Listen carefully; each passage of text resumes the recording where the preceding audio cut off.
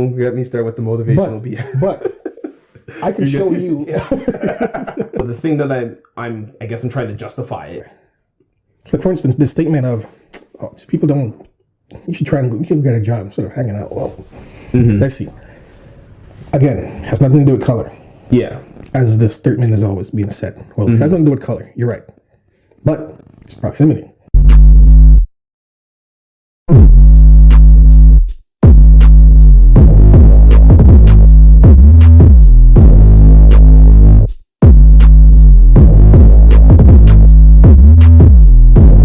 It's true. If I grew up in a neighborhood where everything around me, everyone's poor, I'm poor.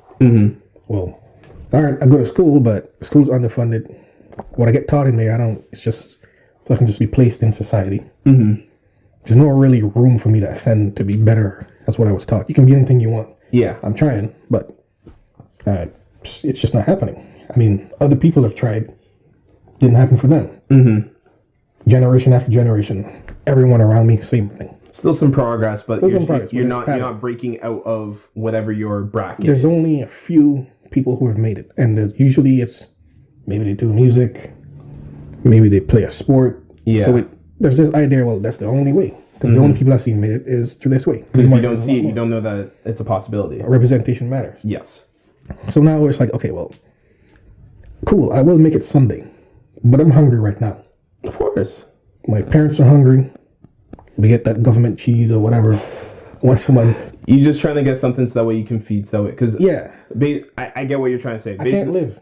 People I can't have children. People need to focus on surviving versus Exactly. that other people, because once they have most of their primary needs taken care of, they're able to thrive. Donald Glover. I know. I don't have time to invest. Poor people don't have time to invest. I know. That's why I love Atlanta. I told you to watch it, man. There's a lot of good hidden gems. And that's right. It's true. Yeah, I can invest, but guess what? I can wait for some good returns in 2 years from now. I'm hungry today. Of course. My parents, if I have kids, they're hungry too. What do I do right now? I've tried applying for a job. Well, apparently no one's hiring. Yeah. Apparently no one's hiring from my area. Now, I could say it's race. It could be other reasons. But at the end of the day, it doesn't matter. The whole point is I've tried. I didn't get it. I went to school. I didn't get it. The only people around me that I see who are successful are people who own businesses, and a lot of times they got it through illegal means, or they got through family inheritance. Exactly. Yeah. I don't have that rich uncle or granddad. So how do I get that? Well, the only other people I see are some who might be doing stuff. So you see, I don't even want to say illegal.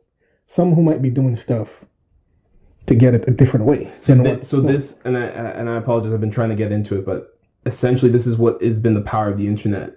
It basically removes you from that environment of Detroit, Chicago, and that such, and it gives you access to what I call virtual land. This is what like the metaverse is, but like I'm not with the metaverse yet. I know it's still coming. I can't stop it. I just have to accept that it's coming. But when I meant that what the internet allows you to do, it allows you to connect with maybe the best financial person that maybe was the 22nd best person in China, for instance. But this person's chosen to publicize this information online. Yeah. So now this person that is stuck in that environment, they have the opportunity to learn.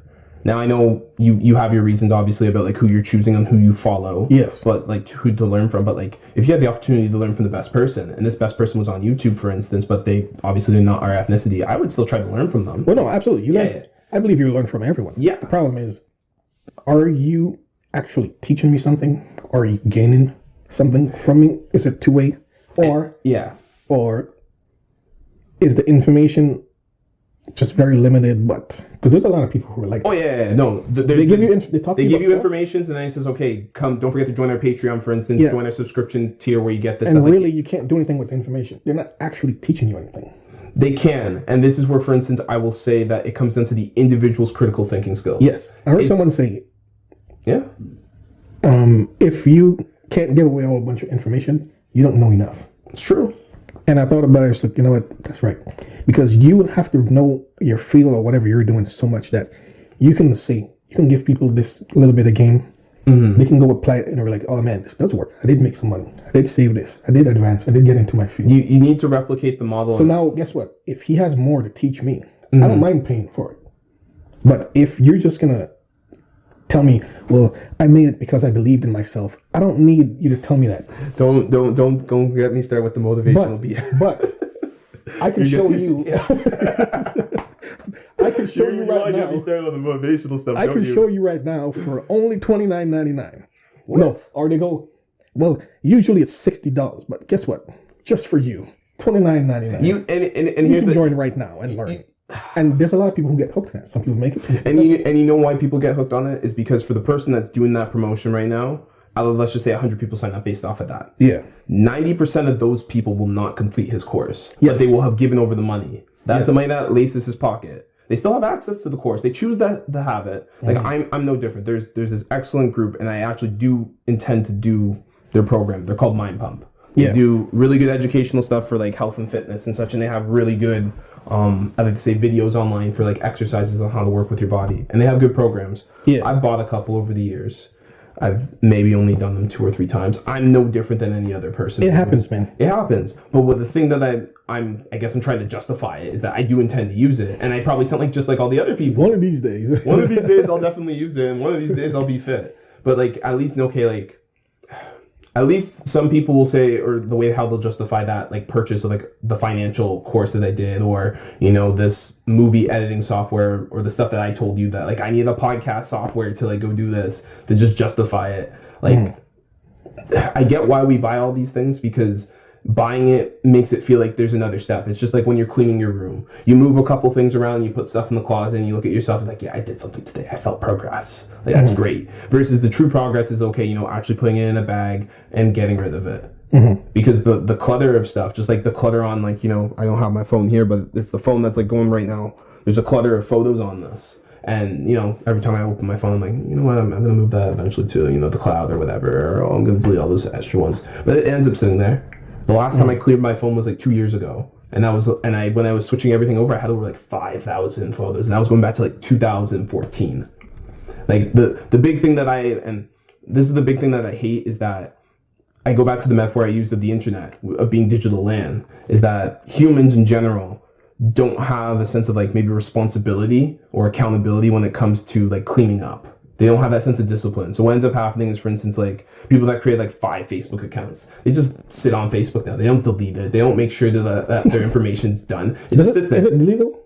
I don't think it is. I don't think it is either. It says 30 days, but I've had like one page and it's like 30 days. It's been 90. Why is it still here? I don't know. Like I think a lot of these companies, and here's the thing with companies going down, I think it was like last quarter, Facebook for the first time it had a drop in members. So it's just showing that people are shifting, and I understand why Facebook bought like Instagram, WhatsApp, and everything else, trying to get like a bigger share of the pie and everything else. But the way I look at it, at the very least, is just that people don't clean up the digital mess that they have on the internet, because it's not something tangible that they see, but it's because like we're staring at our phone and the screens, thinking that stuff's here. Like it's one of my biggest things. Like I have a couple friends, and this also includes myself. Like we're dating around, whatever, and I just imagine going on some of these dating apps. Where there's bots and everything else, and there's people that have abandoned these accounts. Yeah. So imagine like you're a new individual, looking for a significant other. So I'll use the cliche example that people like to use, which is, hey, I'm a single guy, whatever. I'm on my dating profile, and like you go in there and you pay the model thing where it's like upgrade and you'll have unlimited swipes. So you start swiping through everything, swipe. But imagine you swipe through 100 accounts and 80 of those people just ditch the app. You're sitting there, you feel depressed. Like imagine.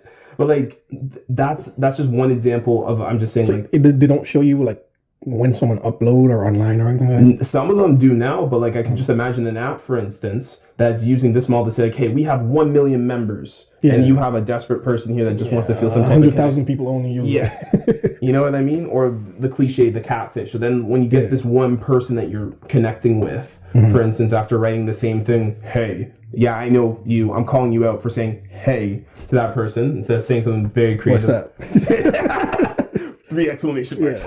Come here often. But like just those types of things, and then people kind of get catfish. Like even with scams, like I almost fell for a scam the other day, which was very sad. Like I would like to say I'm an intelligent person. I get to understand that stuff. But the funny thing, guess what? Guess who falls for scams? Intelligent people. Because intelligent people are overthinking, overanalyzing things. And you know what the catch was? It was around Christmas time. Calls are actually going up around Christmas time because people are ordering in stuff from like, Australia, Europe, Middle East, everything. That's when everyone got more feel the need to spend. Hello? This is the Canadian Border Patrol. We are holding your package here. And all of a sudden, you hear that. She's like, shoot, that package that I was going to order from my family member was supposed to come in. But these people are calling me. Okay, what we need to do is you're unfortunately part of identity theft. I need you to go to the bank, withdraw $500 off of your credit card, take out all your money and everything else, and then bring it to this disclosed location. And while we have everything cleaned up. You almost fell for that? Yeah. I know better now. I hope.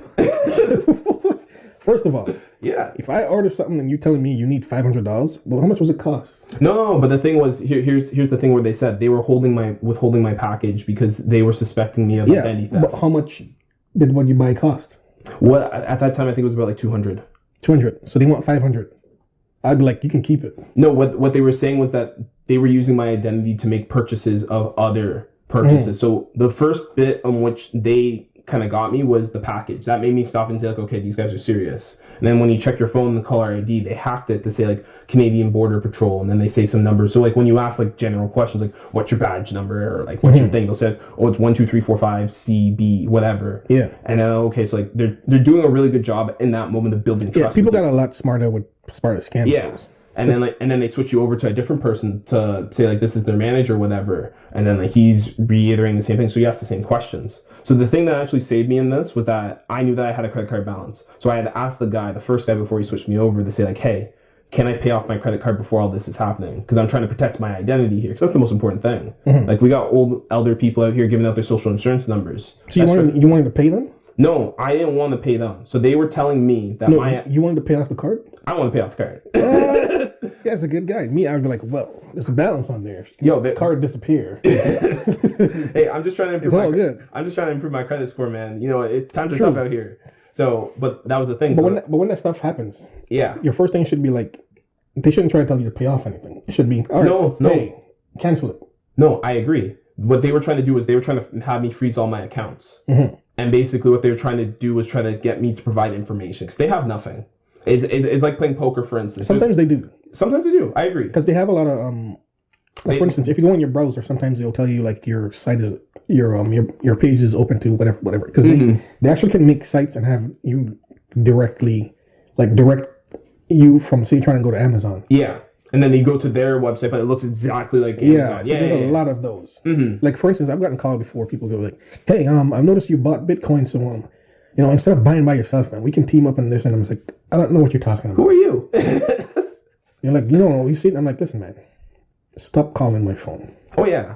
There's other times where I've had those, oh, yes, I was just talking to you. I was like, yeah? Yeah, so your name, now, they already know my name, of course. I think a lot of it is caller ID. Well, no, not caller ID because it could be people I've never called, right? No, but when they call you, your name will pop up on theirs. It's possible. It is a possibility. There's also, of course, always. Oh yeah, we will never sell your information. Oh, they definitely. There's a lot of that.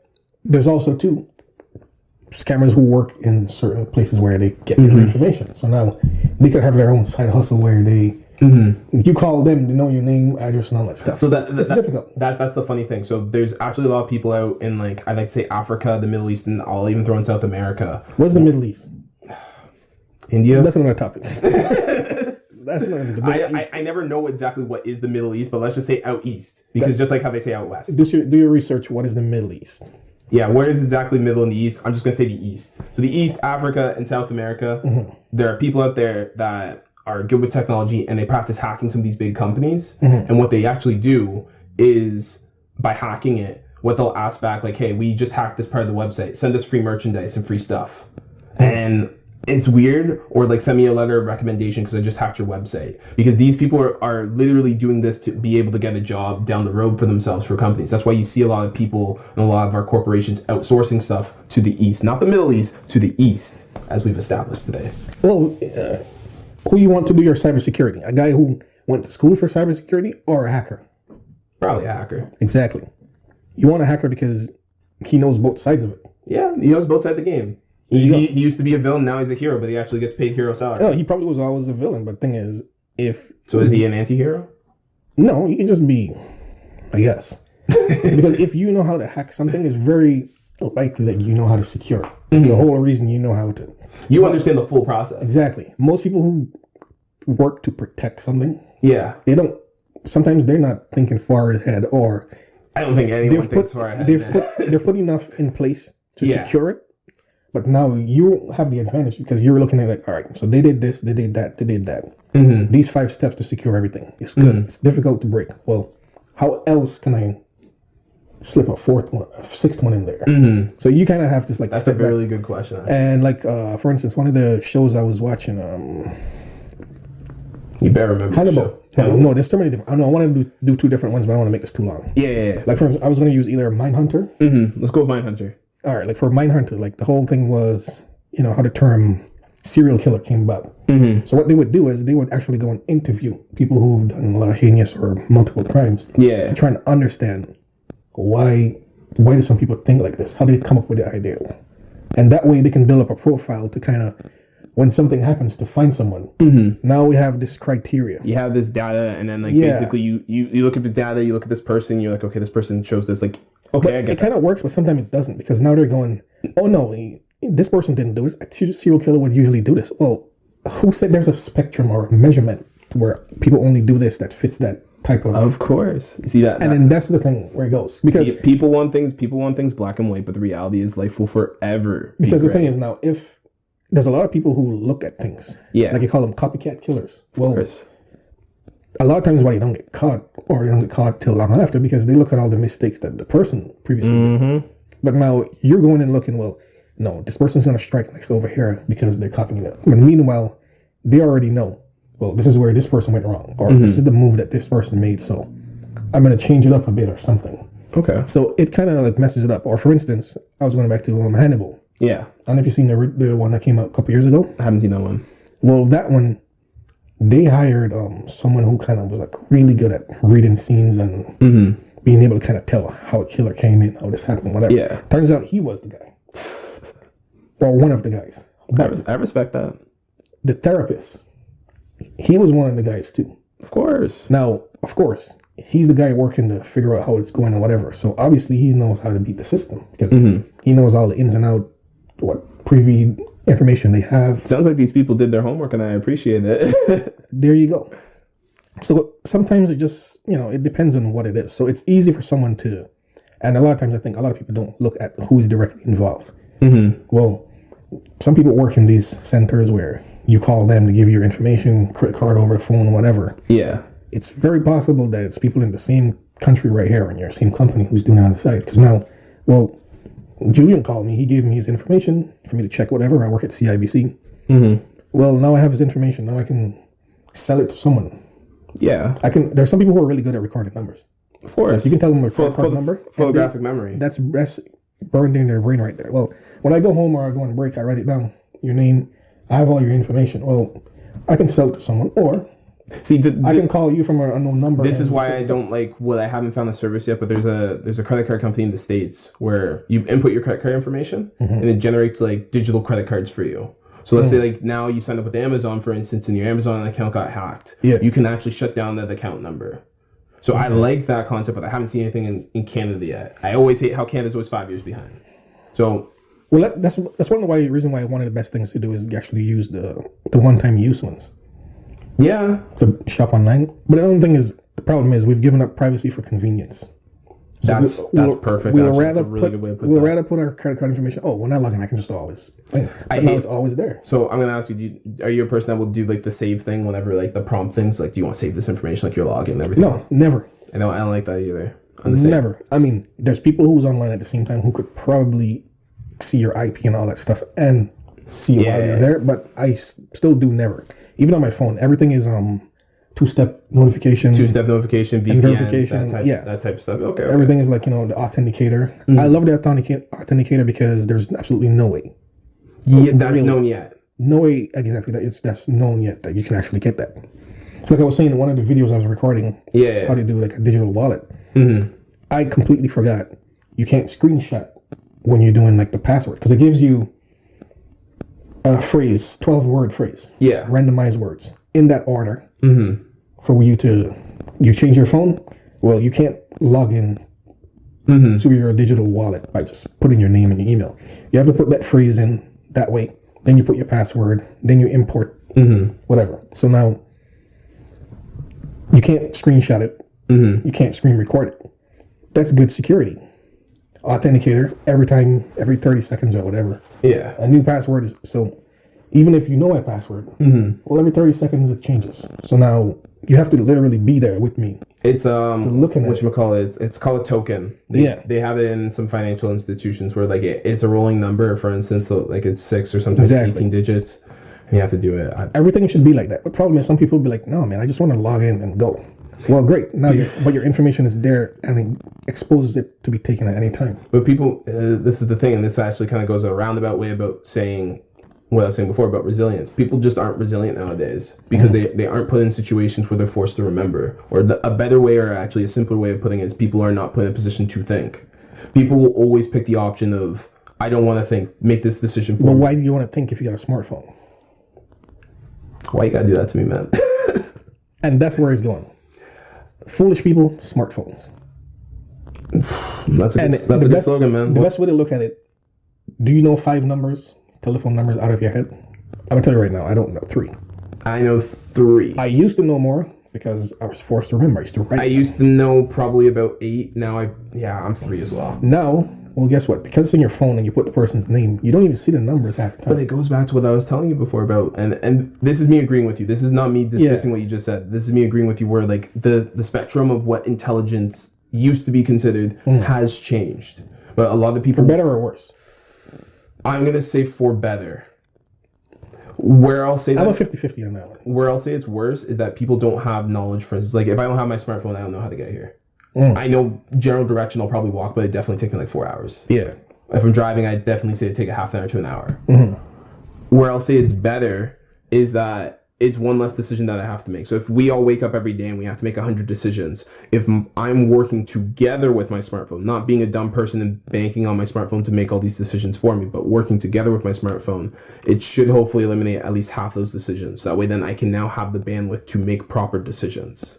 That is the goal, at least I believe. I want to work together with technologies. That's why I'm working on systems. That's why I'm trying to find the right video editing softwares and that type of things that like help complement what I'm trying to create or trying to do. Where I feel like a lot of people and their issue is that they are just, how I put it is just like they want the technology to just do everything for them, do all the magic, and then like kind of create that feeling of like, okay, I take a picture with my phone, and then if I push these 2 buttons, it does all the video editing stuff, and boom, I'm a photographer.